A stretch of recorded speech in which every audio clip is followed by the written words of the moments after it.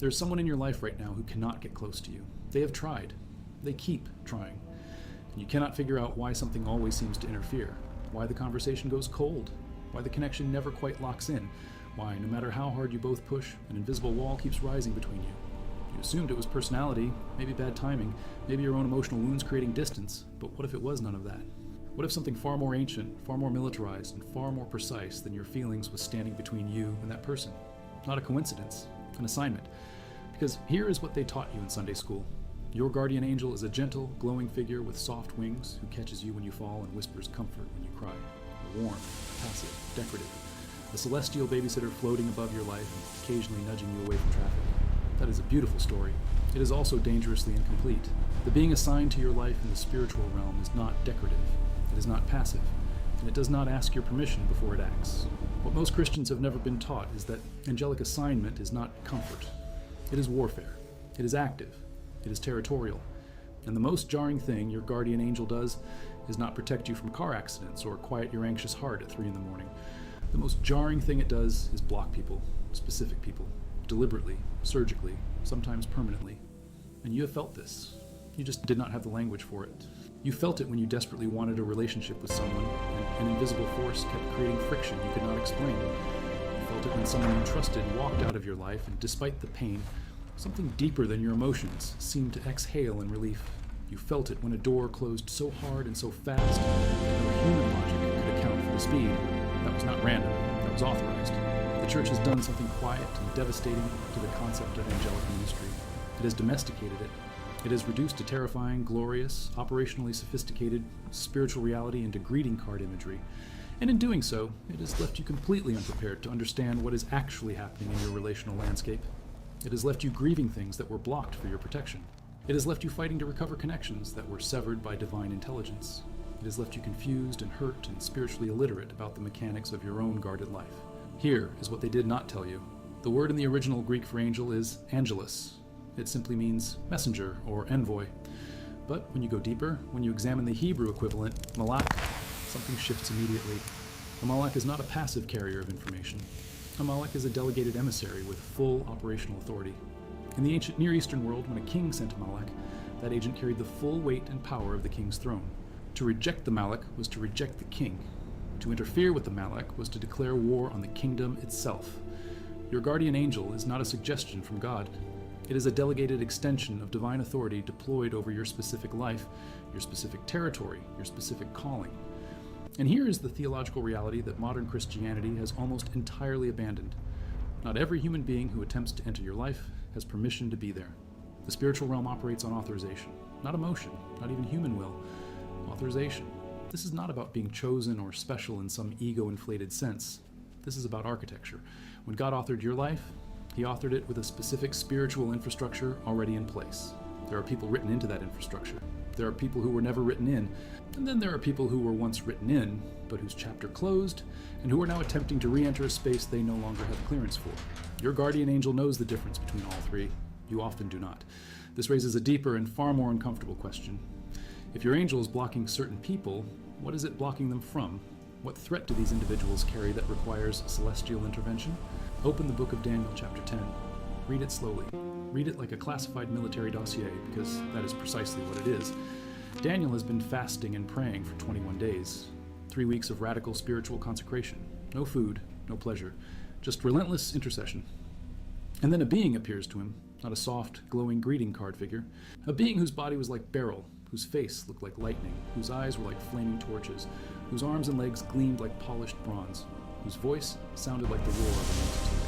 Daniel, one of the most righteous men in all of Scripture, collapsed. His companions fled.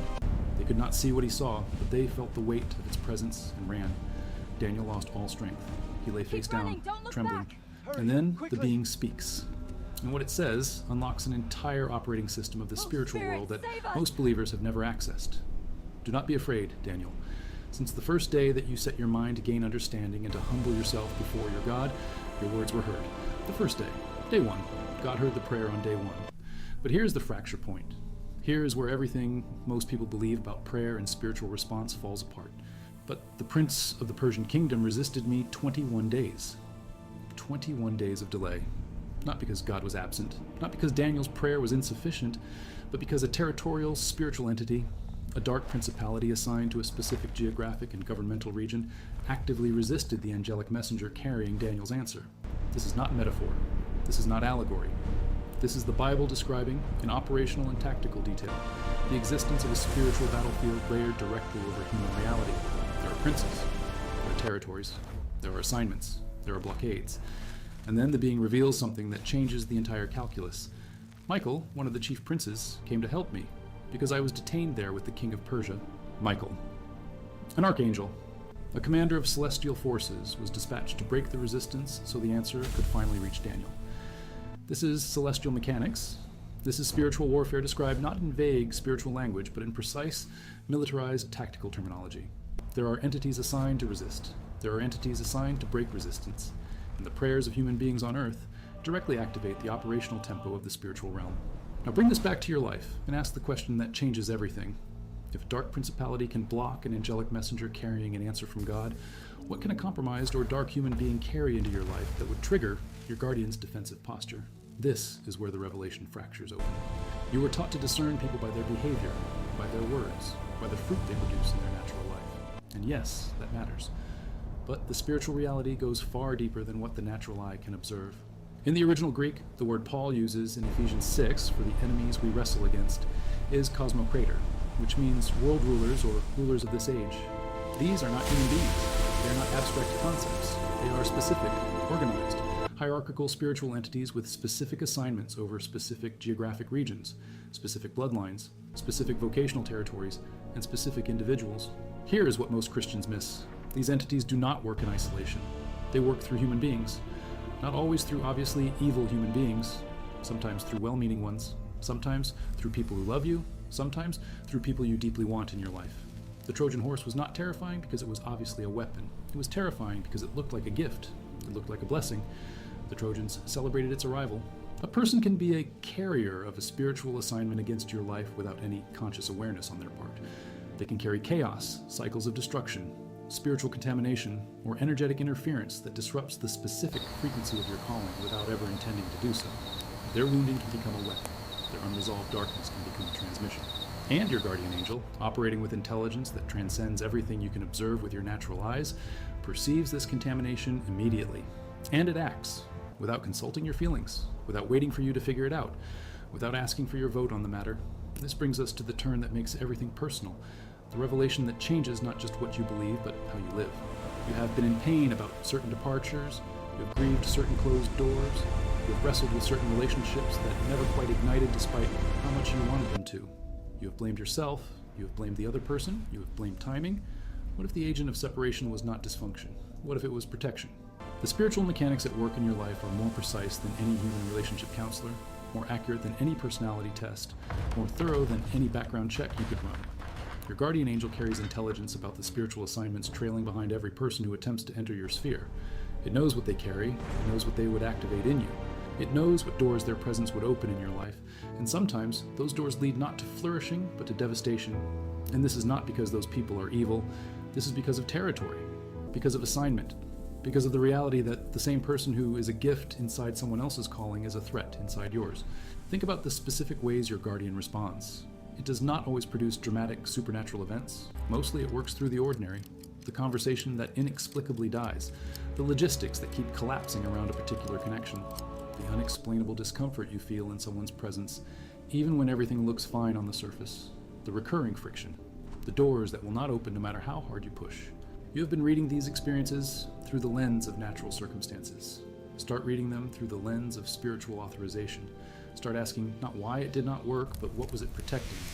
Now this applies directly to you, right now, today. If you have been striving to force a connection that keeps hitting walls, you need to sit with an uncomfortable question.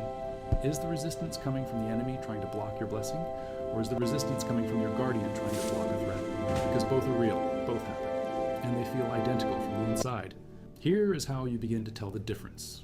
When the enemy blocks a blessing, prayer breaks the resistance and the door eventually opens. When your guardian blocks a threat, prayer does not open that door. It opens your eyes. The peace you receive is not the peace of victory over an obstacle. It is the peace of clarity about a boundary. Two completely different spiritual experiences, and most believers never learn to distinguish between them. This is the prayer technology that changes everything. Stop praying for God to open every closed door. Start praying for divine intelligence about which closed doors are closed by His authority and which are closed by enemy resistance. Start asking for your spiritual eyes to be open to the assignment behind the person, not just the person. Start asking your guardian to reveal what it perceives that you cannot, because you are not operating alone. You never have been.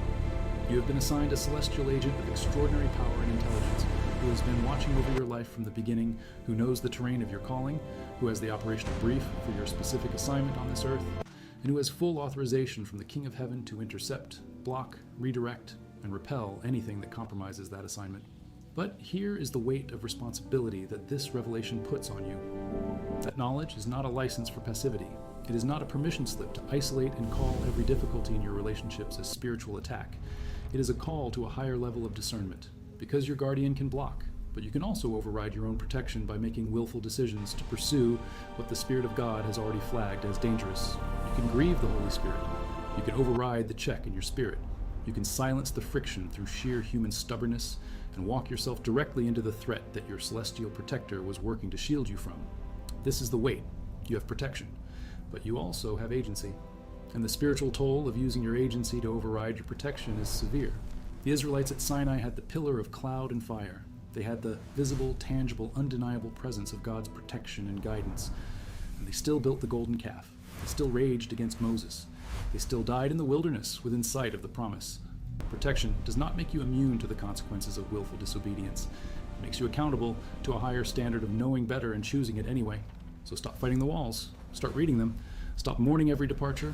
Start honoring the intelligence behind some of them. Stop assuming that every person who wants to be near you has the authorization to be near you. And stop assuming that every person who's been removed deserved to be your enemy. Spiritual reality is kinder than that and more precise than that. Some people were removed because they were threats. Some were removed because their chapter was complete. Some were removed because the next version of who you are becoming requires a different infrastructure of relationship than the one you currently have. Your guardian is not reacting. It is anticipating. And the question you need to sit with tonight is not who blocked that person from your life. The question is whether you trust the intelligence of the one who authorized the block. Because the God who authored your life, who deployed your guardian before you drew your first breath, who designed the specific spiritual architecture of your calling and your protection, who parted seas and broke chains and resurrected the dead, that God does not make imprecise deployments. He does not assign celestial warriors to guard irrelevant lives. He does not write you a guardian and then leave that guardian operating without mission-critical intelligence. You are not guarded by accident. You are guarded by design. And the blocks in your relational life are not failures of your story. They are chapters of it. If this message opened your eyes to something you have never seen before, hit that subscribe button. Share this video with someone who has been grieving a closed door or a lost connection and needs to hear that some departures are not devastation, but divine precision. And leave a comment below telling me this: has there ever been someone in your life who was blocked from getting close to you, and looking back now, can you see why your spirit was protected by that connection? Tell me your story. I read every single one. The angel is not there to make your life comfortable. It is there to make sure you survive it long enough to complete what you were sent here to do.